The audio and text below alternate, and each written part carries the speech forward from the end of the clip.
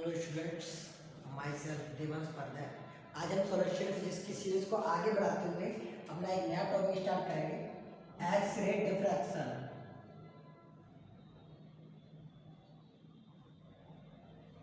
X ray diffraction आप चाहो तो इसे न्यू चैप्टर भी बोल सकते हो, न्यू चैप्टर। इसको स्टार्टिंग करने का जो श्रेय या जो आपका ओरिजिनेटर कहा जाता है वो आप कहते हैं ब्रैग। ब्रैग एक साइंटिस्ट थे, उन्होंने कंपेयर किया था दो चीज़ों में। ये उससे पहले एक छोटा सा इंट्रोडक्शन दे दूँ कि हम अपने यहाँ पे एक वर्ड यूज करेंगे, visible light. Visible light means क्या होता है, आपने इलेक्ट्रोमैग्नेटिक स्पेक्ट्रम पढ़ा है। इलेक्ट्रोमैग्नेटिक स्पेक्ट्रम वो डिवाइड होता है 7 जिसमें gamma, x ray, UV ray, visible, IR, micro, radio. या आपने पहली क्लास में पढ़ा। अच्छा, इसी में अगर आप विजिबल रे की बात करें तो ये 7 कलर्स में भी डिवाइड हो जाती है, जो आपने पढ़ा होगा प्रीवियस। ठीक है, तो हम इस विजिबल रे के बारे में भी बात करेंगे। तो ब्रैग साइंटिस्ट आए थे, उन्होंने कहा था किसी भी क्रिस्टल की स्टडी करने के लिए हम एक टर्म है यहाँ पर एक्सरे। एक्सरे ऐसे ही यूज कर सकते हैं जिस तरह से हमने ऑप्टिक्स में विजिबल लाइट को यूज किया था फॉर एनस्लिट, जिसे हम ग्रेटिंग भी कहते थे। ठीक है ना। तो जिस तरह से हम क्या करते थे एनस्लिट या ग्रेटिंग में, आपके पास एनस्लिट्स हुआ करते थे।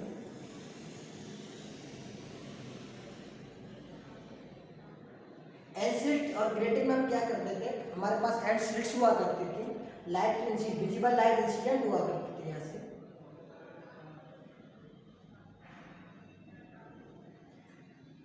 कॉन्वेक्स लेंस लगाकर डिफरेंट पोजीशन से आप क्या करते थे, यहाँ पर डिफ्रैक्शन होता था।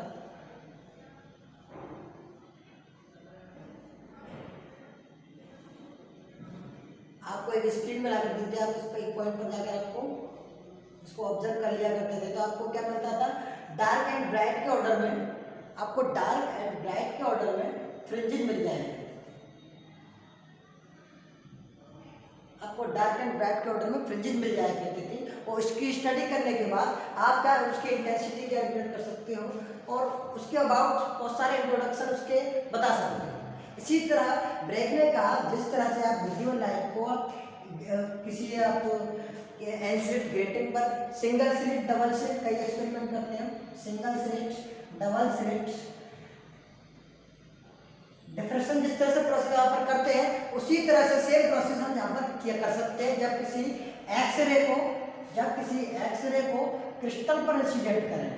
तो एक्सरे पर क्रिस्टल पर इंसिडेंट करेंगे तो वहाँ पर क्या फिनोमेना होगा, एक्सरे डिफ्रैक्शन। मींस आपको मिल जाएगा एक्सरे डिफ्रैक्शन। तो सिंपल वर्ड्स में ये समझिएगा, ब्रैग ने ये कहा किसी भी क्रिस्टल की स्टडी करनी है तो आप एक काम कीजिएगा कि एक्सरे को किसी क्रिस्टल पर इंसिडेंट करो और जो डिफ्रैक्टेड रेज हो उनकी स्टडी कीजिए, जिससे कि आपको उसके बारे में बहुत सारी जानकारी मिलेगी और आप उसके बारे में सब कुछ चीज़ें बता सकते हो। इसी को आगे बढ़ाते हुए ब्रैग ने अपना एक लॉ बनाया जिसे हमने कहते हैं ब्रैग लॉ। ठीक, तो ब्रैग लॉ के बारे में बात करेंगे। एक इक्वेशन दी थी जिसकी हेल्प से आप किसी भी क्रिस्टल की स्ट्रक्चर को एक्सप्लेन कर सकते हैं। तो हेडिंग डालेंगे यहाँ पर हम Bragg law. Bragg law to define a crystal structure, Bragg gives a law that is known as Bragg's law. Okay, to define crystal structure, Bragg gives a law that is known as Bragg's law, which depends on X-ray diffraction. ठीक है ना। Actually में उनका principal क्या था, उन्होंने कहा भाई कि जैसे कि आप जानते हो कि लैटिस पॉइंट से मिलकर आपका कोई भी क्रिस्टल बना होता है, लैटिस। हमने क्या कर रहे हैं यहाँ पर,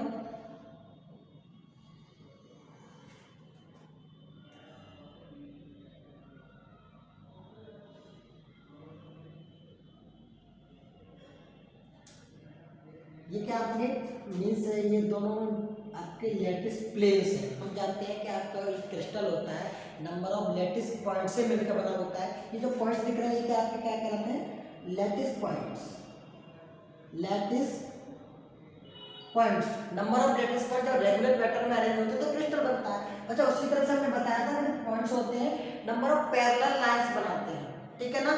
इन्हीं पैरेलल लाइंस के थ्रू आपने मेरिट डाइसेस कैलकुलेट किया, पिछली वीडियो में चेक भी कर सकते हैं।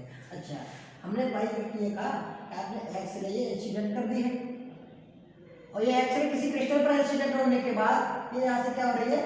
डिफ्रैक्ट हो रही है। तो रिफ्लेक्ट हो रही है। आप रिफ्लेक्टेड रे की क्या करोगे? स्टडी करने के बाद किसी भी क्रिस्टल का आप एक्चुअल क्रिस्टल स्ट्रक्चर डिफाइन कर सकते हो।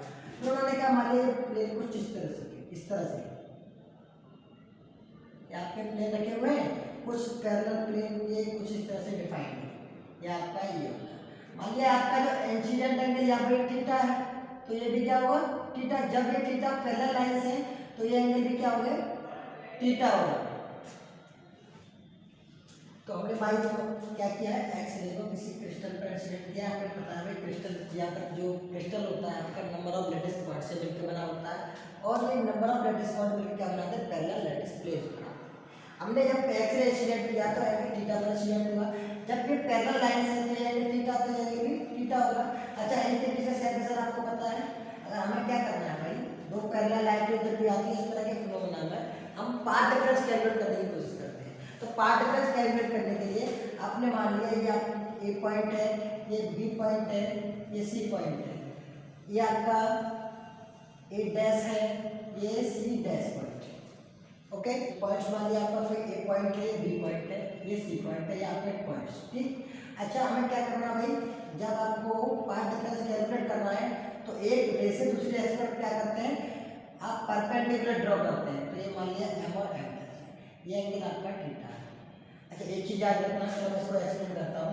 ये आपका पी क्यू आर एस है।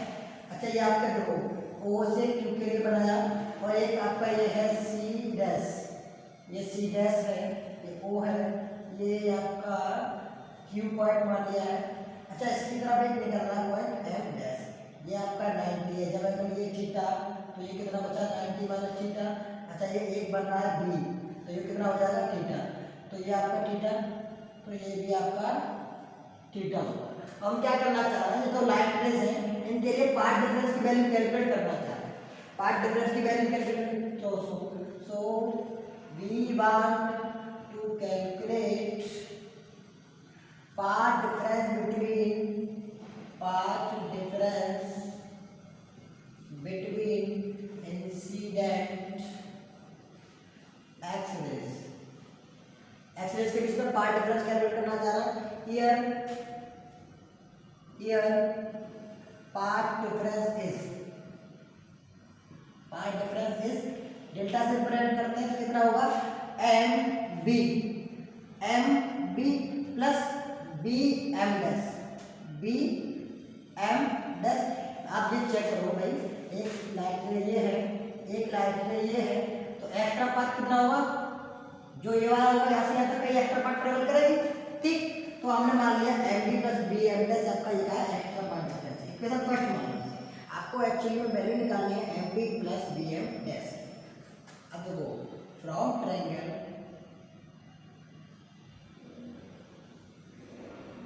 एम ओ बी, आप एम ओ बी ट्रायंगल से क्या निकालना चाह रहे हो? एम बी की वैल्यू। चलो ठीक है, तो साइन थीटा इक्वल टू हो जाएगा आपका M B upon O B. M B upon O B आपको दिख रहा है दो प्लेन के बीच की डिस्टेंस डी, तो एम बी इक्वल टू आ जाएगा D sine theta. M B equal to आ जाएगा D sine theta. This is equation second. अब हम बात करेंगे भाई नेक्स्ट ट्रायंगल। मान लो हमें एक और वैल्यू चाहिए बी एम डैश की, तो from triangle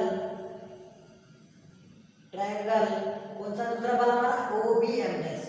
second triangle is O B M dash, तो साइन थीटा ऐसे होगा B M dash upon O B, because हम जानते हैं साइन थीटा में क्या आता है?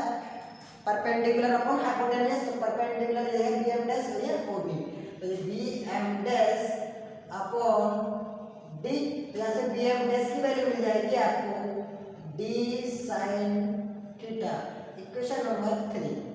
ओके, तो आपको एम डी की वैल्यू मिल गई, बी एम डैश की वैल्यू मिल गई, तो आप क्या करो फ्रॉम इक्वेशन 2 एंड 3 से क्या करेंगे, now value of bm and bm dash, putting from equation 2 and 3 in equation first में 2 और 3 से आपके वैल्यू पुट करेंगे, तो डेल्टा की वैल्यू मिल जाएगी D sine theta plus D sine theta, तो यहाँ से डी डेल्टा आपका आ जाएगा 2d sign theta, equation number 4। अच्छा, हमने कंपेयर किससे किया था, डिफ्रैक्शन से, और फॉर मैक्सिमम डिफ्रैक्शन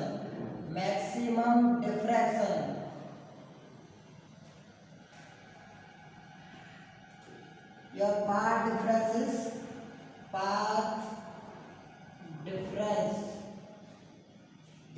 हमें पता है कि मैक्सिमम के लिए पार्ट डिफरेंस की कंडीशन दी होती है कि इवन इंटीजर मल्टीपल होता है लैम्डा बाई 2 हाफ वेवलेंथ का, where n is equal to up to जो मानना चाहे 1 2 3 up to so on. Okay, n is the order of maximum, तो आपके पास डेल्टा की वैल्यू हो जाएगी n lambda, equation number 5। Now equation 4 and 5, आप 4 एंड 5 को क्या कर दो, इक्वेट कर दो, तो 2d sin theta equal to आ जाएगा l lambda, this is equation number 6। तो यहाँ से हम कह सकते हैं इक्वेशन 6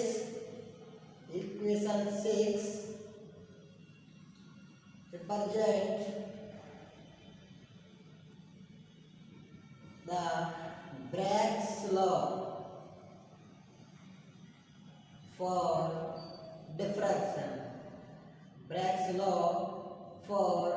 diffraction, ठीक है भाई। तो एक बार फिर से समराइज करने की कोशिश करता हूँ भाई। सबसे पहले हमारे पास क्रिस्टल निकालने की कोशिश करेंगे पहले चैप्टर में। अब हमें कहता है जो भी क्रिस्टल दिया हुआ है, जो भी स्ट्रक्चर दिया हुआ है, वो आखिर है किस तरह का, उसे स्टडी करने के लिए ब्रैग ने एक एक्सरे डिफ्रैक्शन करके कॉन्सेप्ट दिया। एक्सरे डिफ्रैक्शन क्या होता है, जिस तरह से आप सिंगल स्लिट, डबल स्लिट और एन स्लिट एक्सपेरिमेंट करते हो, उसमें विजिबल लाइट इंसिडेंट करते हो, तो आफ्टर डिफ्रैक्शन आपको कुछ फ्रिंजेस मिलती है, जिनकी स्टडी के द्वारा आप बता देते हो कि ये किस तरह का फिनोमेना है। इसी तरह से उन्होंने कहा कि आप उसी तरह से आप सिमिलर करके एक्सरे को इंसिडेंट करो क्रिस्टल पर। हम यहाँ पर एक्सरे को इंसिडेंट कर रहे हैं क्रिस्टल पर, और उनकी रिफ्लेक्टेड रे की आप क्या करो, आप स्टडी करो। तो हम उनकी स्टडी करना चाहते हैं, तो उनकी स्टडी करने के लिए उन्होंने कहा कि लैटिस पॉइंट से मिलकर बना होता है आपका क्रिस्टल, तो आपके दो लैटिस प्लेन्स हो गए। अच्छा, दो लैटिस प्लेन के बीच का डिस्टेंस मान लिया होता है, हमने प्रूफ किया है interplanar distance d equal to a upon under root h square plus k square plus l square. हमने ऑलरेडी प्रूफ कर रखा है interplanar distance between two plane of a crystal, ठीक। अच्छा, इसके बाद हमने एक्सरे इंसिडेंट किया, ये मान लिया कोई पॉइंट ए है, ये भी है। अब डिफरेंट पॉइंट्स मान सकते हैं। सबसे पहले माना जब आपकी ये लाइट रे है, ए ओ किस एंगल पर इंसिडेंट हो रही है, थीटा पर, तो ये इसी एंगल से आपका निकलेगी, ये थीटा पर निकलते हुए मान लिया। अच्छा, जब दोनों लाइट प्लेट पैरेलल है, तो ये एंगल भी क्या होंगे आपके, थीटा होंगे। चलो ठीक है, ये भी ठीक है। अच्छा, हमें क्या करना है, जब इस तरह के दो पैरेलल लाइट प्लेट दी होती है, तो सबसे पहले काम होता है उनके बीच का पाथ डिफरेंस कैलकुलेट करना। पाथ डिफरेंस कैसे, पाथ डिफरेंस का मतलब ये समझो, कौन सी लाइट में ज्यादा पाथ ट्रेवल कर रही है, उसमें से कम पाथ वाली को सबट्रैक्ट कर देते हैं। जैसे कि आप यहाँ पर चेक करेंगे तो ये कंडीशन कुछ इस तरीके से आपको ये दिख रहा है, ये वाली लाइट में कम ट्रेवल कर रही है, ज़्यादा कर रही है। जब ट्रेवल करने के बाद इसका पाथ डिफरेंस निकालने के लिए क्या करेंगे हम, इस पॉइंट से दोनों जगह पर परपेंडिकुलर करो, तो ये क्या होगा, ये वाला जो पाथ होता है इतना, ये आपका एक्स्ट्रा पाथ डिफरेंस होता है। तो मैंने ये मान लिया M B plus B M dash our extra path. अच्छा, इसकी वैल्यू कैलकुलेट करने के लिए M B plus df dash की वैल्यू कैलकुलेट करने के लिए हम तो दो ट्रायंगल सॉल्व किए। पहला ट्रायंगल MOB, दूसरा ट्रायंगल M डैश OB। ठीक, दोनों ट्रायंगल को हमने सॉल्व किया तो हमारे पास वहां से MB की वैल्यू मिली d sin theta, M dash B की मिली d sin थीटा। तो total part difference delta equal to आ गया आपके पास 2d sin theta. This represent equation number 4। अब हमें पता है बिकॉज हम इसको सिमिलर किसके वे में ले लेते हैं, हमने कहा विजिबल लाइट के डिफ्रैक्शन का। और डिफ्रैक्शन का ये प्रॉब्लम है या डिफ्रैक्शन की ये कंडीशन है कि उसका जो मैक्सिमम पार्ट डिफरेंस होता है वो कितना होता है, even integer multiple. Even integer multiple का मतलब क्या है, यहाँ पर आपका जो सम संख्या से गुणा होगा उसकी हाफ वेवलेंथ में, आधी वेवलेंथ में। ठीक, तो delta equal to L lambda, देखो 2 से 2 कैंसिल आउट हो जाएगा।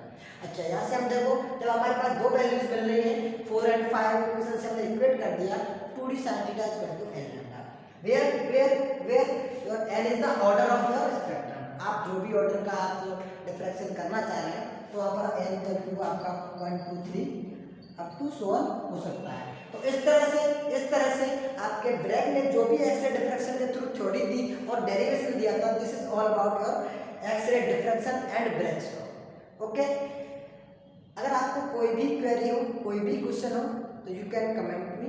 Okay, thank you.